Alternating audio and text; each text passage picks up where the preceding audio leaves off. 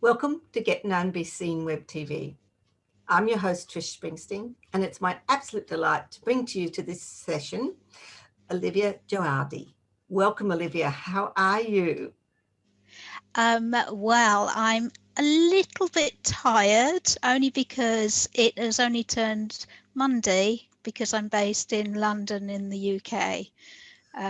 So it's a bit of a late night, you might say, but I understand that most people have probably finished their breakfast and getting cups of teas and coffees by now.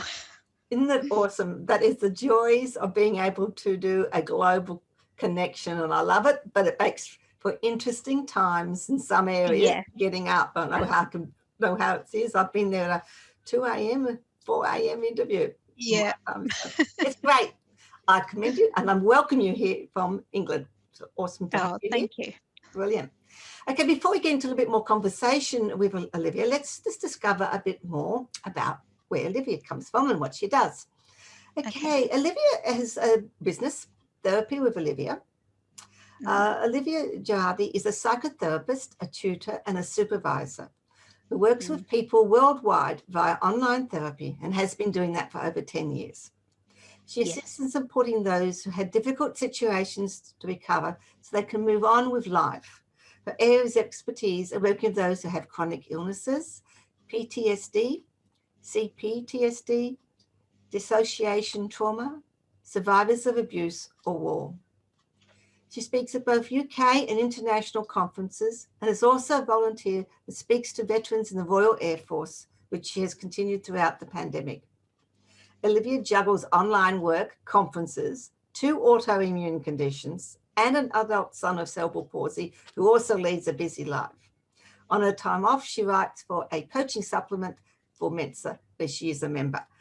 Oh my goodness me, Olivia, that is a jam-packed life. And we were speaking just before we came on air just how much you juggle with that. Because let's just face we'll go back into your life in a minute, but let's just face the 2, what about, you've got diabetes and multiple sclerosis, 2 full-on things.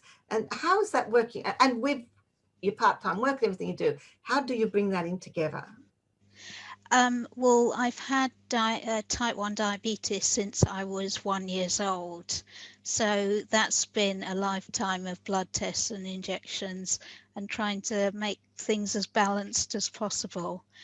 And so I had to juggle school when I was there and university and then work and all sorts of situations with diabetes running alongside that.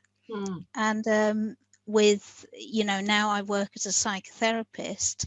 So part of what I do when I'm working is I'll do a blood test before I have a session to make sure that I'm healthy enough to work. And actually, the only time I've had to cancel was because I broke my leg rather than something was going on with my diabetes. Not so good about the broken leg, but well done with that. How did that leg get broken? It's quite a funny situation. I had an appointment in hospital and fell over while going there. So yeah, hospitals can be dangerous, really. Okay, so we were talking about how that you're a 1,000 Ripple Effects author, as well as you're also an author of a couple of other books, one that you've got out and one that is coming out. But the 1,000 Ripple Effects, how did you get involved with that? Well, before I became a psychotherapist, I'd done a degree in creative writing because I was a teenager who journaled a lot and I was always writing in my spare time. And I just really enjoy writing. So when this opportunity came up to submit a piece of writing, I sent it in and to my surprise, it was accepted, which was brilliant. Awesome. So a love of writing, journaling. Yeah. Psychotherapist. Okay, how did we get from one to the other? Let's hear a bit about background and a little bit about your journey? Well, it's probably not the way you would think. When I was a very young child, somebody in the medical staff had told me that I would start dying at 20 and be dead by 30. But because I was such a little person at the time, and it was an adult that said it, I thought it was a fact. But it actually, it was just that medical situations weren't quite advanced at the time. So I had kind of raced through my 20s doing as much as possible, because I thought, well, I'm going to die at 30. But racing through that also meant that I married very quickly, and then I had 2 children, one after the other, 10 months apart. Wow. Yeah, so I had 2 babies that I was carrying around. And then I got really poorly when I was 29. And I recovered, and I reached 30 and I was okay. And I was like, oh my God, I'm going to live. And then I thought, oh gosh, I ought to get a real career. Because my 20s were fun. I took creative writing, not a lot of job aspects out there. And, I volunteered here, there and everywhere. And I went traipsing all over England and sometimes abroad. And I'd also lived in America. I've lived in America, parts of Europe, and also Africa with Algeria now. And I love traveling. So I did a lot of that in my 20s. And then when I found out that I was going to live, and probably for a long time, I mean, I'm approaching 50 now, I thought, well, I'm going to study. And I actually went for a degree to do a master's in writing. And the woman wrote me a letter, rejected me, and she said, we're really sorry, we're not going to take you on for the program, but please send your portfolio to a psychotherapy college. And so I was like, okay, because it turns out that all of my writing was very emotional, but also there was a lot of understanding of why the emotions were there. And so I applied for a university local to me in London, and after one interview I was accepted straight away. So it was amazing. I thought, oh, this is brilliant. Now, my volunteer work over my 20s was at refugee centres, looking after special needs kids, looking after the homeless. So all of these things had an element of care and support, which is also happens in psychotherapy. So I studied, I loved the courses that I did, and I really enjoyed the places that I first worked while I was training. And, I've been in this career quite a while now, and it's lovely because it's a career that doesn't stop at 65. If I want to be working at 80, I could still work at 80. Awesome. So, and hopefully I'll be doing that. Absolutely. Absolutely. It's amazing how you can suddenly find the universe has been working with you, and you had already been preparing yourself for that. But what I also think is something that you've brought out actually is the impact words can have on you, because these were, as a young person, and an overheard comment had set in your mind that this is what was going to happen.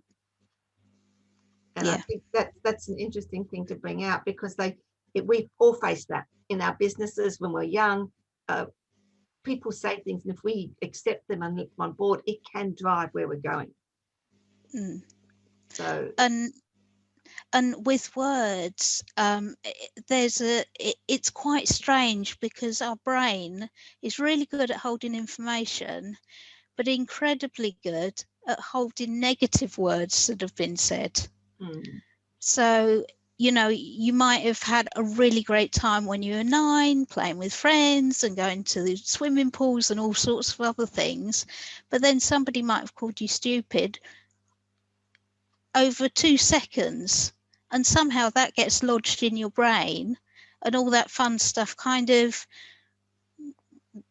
wanders away into your brain, so you can't really remember it. And that's, it's so true, because it comes forward. I see it all the time with my mentoring clients, the blocks that stop them from getting up and speaking, the blocks that stop them from getting known, being seen. And these are things that when you are in your business, when you're wanting to get out there, you need to get over these blocks, because unless you show people and talk about what you're doing and you're the best person and best advocate for it, it's going to make it hard. So Yeah. that's really important to be aware of those negative thoughts, and we fight them every day. It's silly. Yeah. Why our brain doesn't get wired to accept the positive thoughts. Be a lot better if it did. So how have you found, so you've been juggling quite a few. How do you do your time management or time balance, or not manage it? Well, one of the things that I decided to do, because I have 2 health conditions I'm juggling, and I've also got a son with cerebral palsy who's independent now. But over the years, I did need extra time. So I worked part-time, and then would also do one volunteer place, you know, like working with the RAF, for instance, with their veterans. So I could juggle everything, because I also have multiple sclerosis, and that can make me really tired at times. So You've got to pace yourself. yeah, and I had to learn the hard way. So I did crash a few times before I sort of sat myself down and said, you're not going to do 40 hours a week. It's about knowing yourself, isn't it? Yeah. It's about knowing who you are, knowing your strengths and knowing your weaknesses. And you've got really big challenges there. But other people, even if you don't have those big challenges, it's still important for you to take on board what Olivia said, because if you don't pace yourself, you're going to crash anyway. And it's better to know when you need to take breaks at any stage, and know how strong you are and what you need when you need to take that break and step back. Otherwise, you're going to crash. And there is sometimes a belief that if somebody is a coach or a psychotherapist or a counsellor, that somehow we've got it all figured out. So people assume that I have no stress. Well, stress happens to everybody. Absolutely. In fact, people, let me just let you know, sometimes being a counsellor or coach or mentor, we're our own worst enemies. We're brilliant at helping other people. We forget about ourselves. Yes. And I think I see this happening all the time. Everybody who's really good at whatever they do, they're awesome at that, but they forget to apply the same things to yourself. And that's why we all need mentors, because we need someone monitoring what we're doing in that respect. What's been your biggest challenges getting your business up? And we've been talking about the physical challenges and that, but what about the other challenges? How have you managed to get out there, be seen? How have you let people know? Is it word of mouth? What have you been doing that's worked well for you? Well, it is word of mouth. Now, for instance, a lot more people know that I work with both trauma and dissociation. So they'll refer people that, you know, they can't work with over to me. And then I've also been in various interviews and conferences. So that also builds a reputation as well. And I do, from time to time, when I remember, I do go on Instagram and Facebook and things like that, because I start the year with a plan of action that I'm going to post so many times a day and all the rest of it. And that works well for about a week. And then I get busy with lots of other things. And And I did have a social media coach who was saying, oh, well, you need to post at these times for this social media channel. So I got all the advice to do really well. Um, but instead of kind of getting a schedule where I would do this on a regular basis, it ended up being time to time. And that doesn't really help, because actually you need to do things more often for people to know that you exist. Absolutely. However, you've got a balance, and while you may not have been doing so much in social media, you've been out on conferences and Yeah. interviews. Now, what do you think the value of like having interviews like this, you know, being on different podcasts, different web TVs, different interviews? How's that helped you? Well, sometimes when I'm seen, people will start to think about situations that they find hard to deal with. And they may say that, they may think, oh, it would be really useful to see a coach. But then, because I'm being interviewed now, they might say also, it's really useful to see a therapist. Because in a way, we work similar, but not quite. Okay, so let's explore as a psychotherapist, which area Mhm. do you come from? How do you differentiate? Well, the I find that with psychotherapy, you may be reflecting on what happened in your past. So it might be the negative things people had told you, or it may be that you had goals to be something when you're adult and you've got to 45 and you haven't quite made it yet. Like a lot of people's goals are to own their own house in, when they reach their mid 30s. But considering the prices in London of houses, Okay. it makes sense why people may still be living with their parents. So you So, told him that it's not really something that they've not done, it's just the way the life is at the time. yeah. So take some of the And stability, give them some stability in that. Awesome, awesome. So do you find that people respond more for you from, as you said, word of mouth, that word of mouth has to start with being seen, and yeah, uses one way, you've gone to conferences the other. Uh, yeah. Writing, do you bring your creative writing into what you're doing now? You're writing some books? Yes. Well, I'm writing a book at the moment on captivity, because although there are lots of therapy books that exist, both for professionals and people who may want to read them, but there's not very much on captivity. And there's a sort of different treatment that's needed, because usually in captivity you're facing a lot of harm as well. So it might be that you're kept in the dark, or you're being starved, or you're being told that bad things are going to happen if you don't do certain things.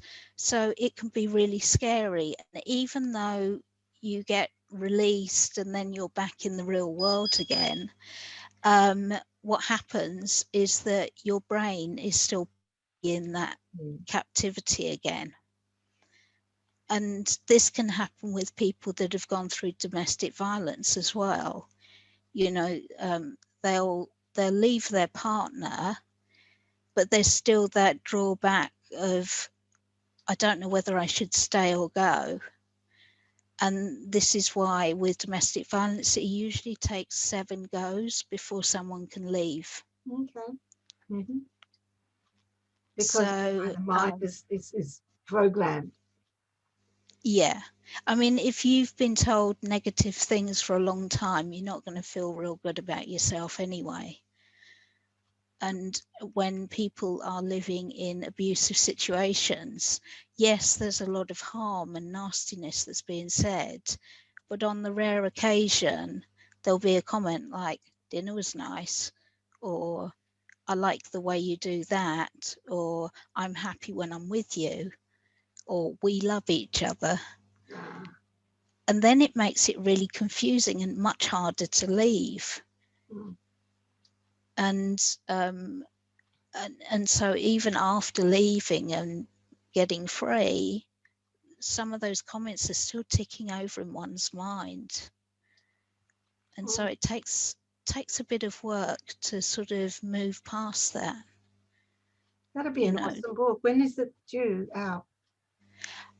Well, I've written a third of it at the moment, so it's sort of in progress. But I did appear in another book.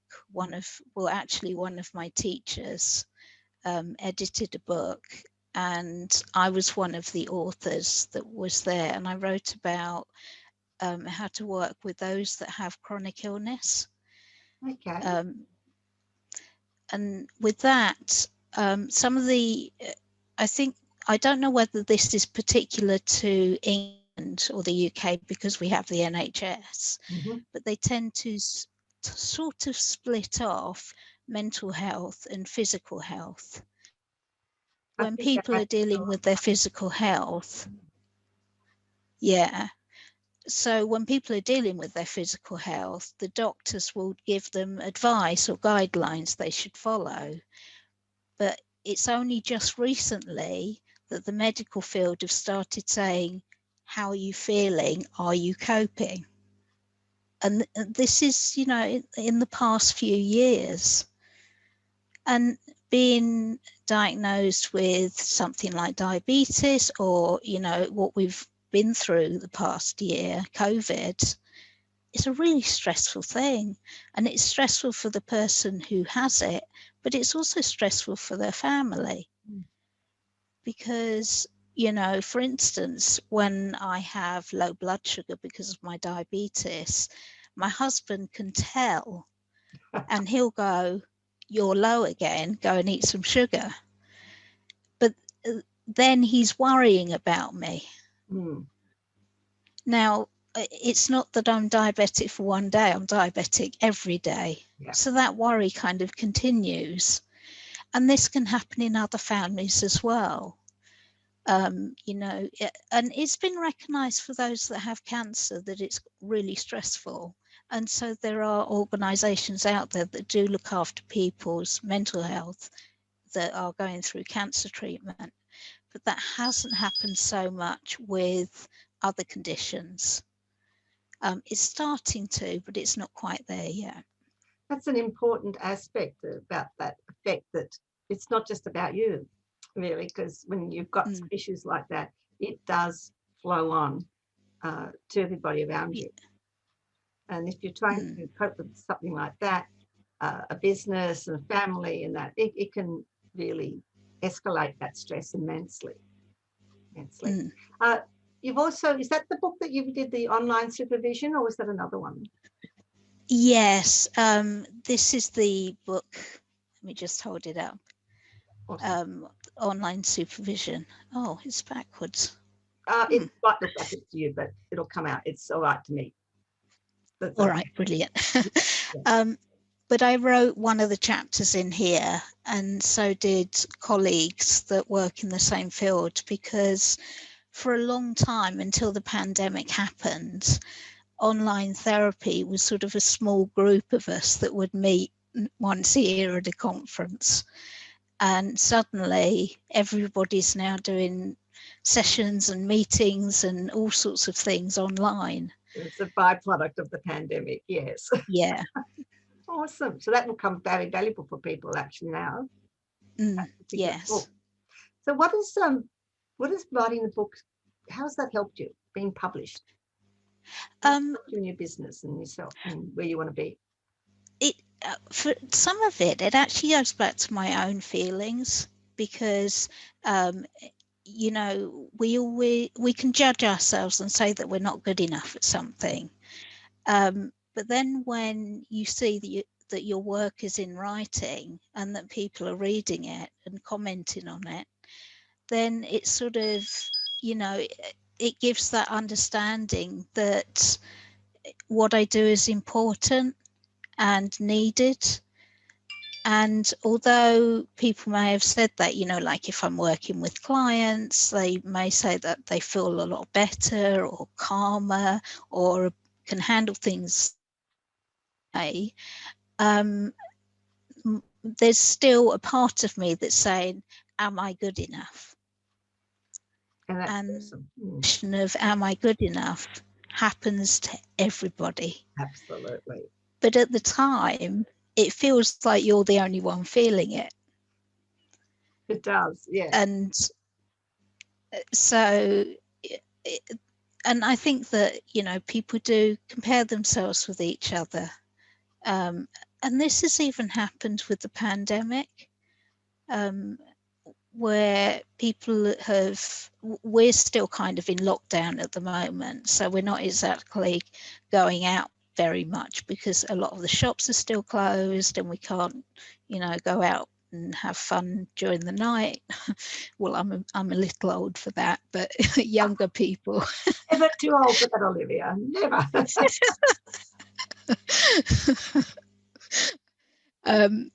You know, so it has made people quite angry because it's almost like the whole country, well, the whole world in a way, at different times has been in captivity. Don't eat this, you must act like this, you have to wear a mask. And all of these are incredibly important, but it kind of wears on your feelings. And if you've got 4 family members or however many in your house, you're going to be bickering with each other at some point. Even the nicest families you've ever met have probably had a bit of an argument Absolutely. or two. Yeah, yeah. Awesome. So it's helped, getting published has not only helped you overcome that, am I good enough, which is Yeah. an awesome thing to think about. Right now, that's a gold nugget that Olivia is giving you, because it's something that we all have. And it's one of the reasons why I think you should be writing books, because it's a legacy, but it also does help with that, getting rid of that negative thought. It's also helped you, though, to be seen as a credible person, hasn't it? Yes, and I did attend a conference that was local to me first of all, and then I then spoke at an international conference, and I spoke about captivity, which is, of course, the book that I'm trying to write at the moment. So there's a few benefits with that. So Yeah. also, and I knew we said this at the beginning, you've got so much that you've happened in your life and so much that you can book. We're going to run out of time.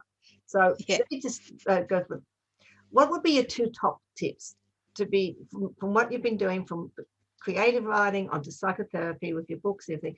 What would be your 2 top tips to step up and be seen?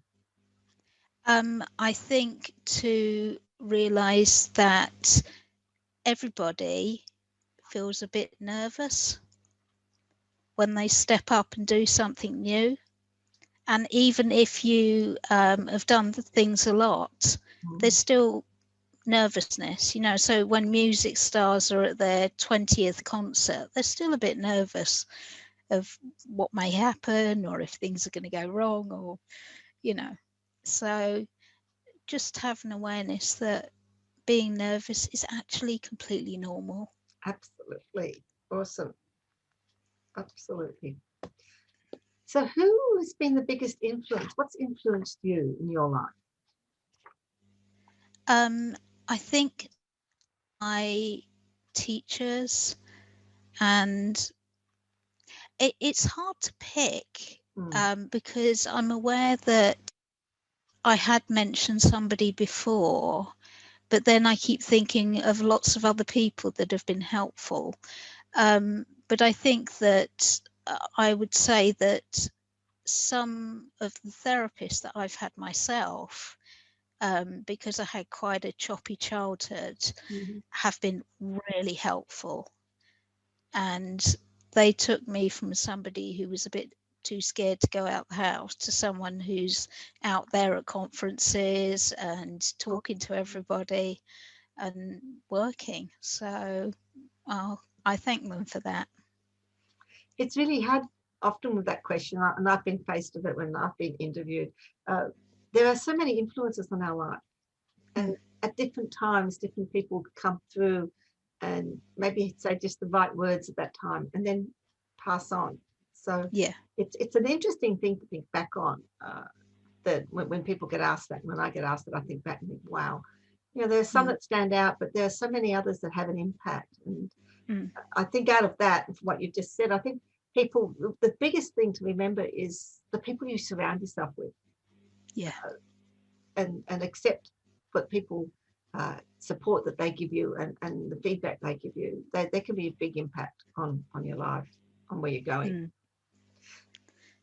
You have something that you can give my viewers, a little bit of a free thing. What would that be? It was a YouTube video that I was involved with a colleague of mine, and I spoke about therapy and chronic illness or chronic conditions, because I am trying to link them more and more, so people understand that, you know, it's great that they're getting the medical care they need, but it is also all right to go and get some mental health support as well. Awesome. I think that's good. It's the balance, and this is something else that you were bringing out through our conversation, is that we are not all just you know, one-dimensional people. We have not just, you know, things that issues we're having, but we've got not just health issues, we've got emotional issues. And if you deal with one without the other, again, it's that balance about being able to, all of us be able to work together. So awesome. Where can they go for that? That'd be a really interesting video to look at. So that's on YouTube, and I think I sent a link. Yep, we'll put the link below here. Okay, so that's people brilliant. go and click on that link and go and have a look, because I think it's important to be aware that we are a holistic person. We're not one-dimensional. Every unique person is made up of a variety of parts, and each of those parts need to be acknowledged and worked on. Yeah. And one without the other can leave us pretty unbalanced and can cause issues. How can people contact you? Oh, sorry, go ahead. I was just going to say that. Synchronicity happening. My website is oliviadjouadi.online, because all of my work is online now. Even if just type in my surname will usually find me, because there's not many with my name apart from my husband and kids, because my surname's from Algeria. Awesome. And so it's easy to find. If you're looking for a therapist, you just put my name and counselling and you'll find me. But maybe it could also be included in the link as well. I'll have all those links below here, people, so you can go and have a conversation with Olivia, because I think it's worthwhile. Olivia's had some really great points, not only from her business and what she does and how she helps people, but I think some of the points that you need to go back and look at, what's the outcome from having a book, and how that's helped her personally, overcoming all those negative thoughts and reinforcing the positive message she has, but also being able to get interviews, being able to be seen, and being able to go and speak at conferences. And all of that is standing up and being the advocate for what you do. Because I think Olivia will agree, it's all very well for her having some awesome thoughts, and her awesome coaching, her awesome psychotherapy sessions, and what she brings to it. But if no one can find her, it just isn't going to be reaching the people. So well done in being able to get out there and balance all the aspects of your life. Thank you so much, Olivia, for being with us and sharing a bit of your journey. It's been wonderful to meet you and also talk to your viewers as well. So thank you. Thank you. People, you have been watching Get Known, Be Seen WebTV. Get No Be Seen Web TV brings on guests who are ready to be the best advocate for themselves. They need to step up and speak and share about their message. They've got a message, they've got a product, they've got a business, they've got a book, and they know that it's time now for them to share it so people can find them. We also have our guests on who are experts in their field, who share techniques, strategies, and ways of helping you to get out there and get known and be seen. If you would like to be either a guest expert, or if you've got something that you really say, it's time, I need to share it, just connect with me. There's a link below, connect with me, and I'd love to have you a guest on my show. I'm Trish Springsteen. I'm a creative business consultant. I'm Australia's leading expert in empowering introverts. I'm a multi-international award-winning mentor. I'm an international award-winning best-selling author of 17 books, and I've got a new one coming out soon. And most specifically, though, my passion is helping you to be the best advocate for yourself. You are the best person to speak about yourself. And my passion is helping you find the ways and the means, the confidence and self-belief to do that. And specifically here, I'm your host for Get Known, Be Seen Web TV. So as I said, if you want to be a guest, contact me. If you would like me to speak on your stage, on your event, be a guest on your web TV or your podcast, again, you can see the link below. I'd be happy to come and have a conversation with you. Until next time, be awesome, be balanced, and get out there and be seen. Thank you for watching. Oh, and don't forget to subscribe. There is a brilliant button at the bottom of here on this thing, and it says subscribe. And if you hit that button and subscribe, that means you will never miss an episode of Get Known, Be Seen Web TV. You will never miss hearing from people like I've just had, like Olivia Djouadi, sharing her story and her life and how she's been seen and been known. Bye.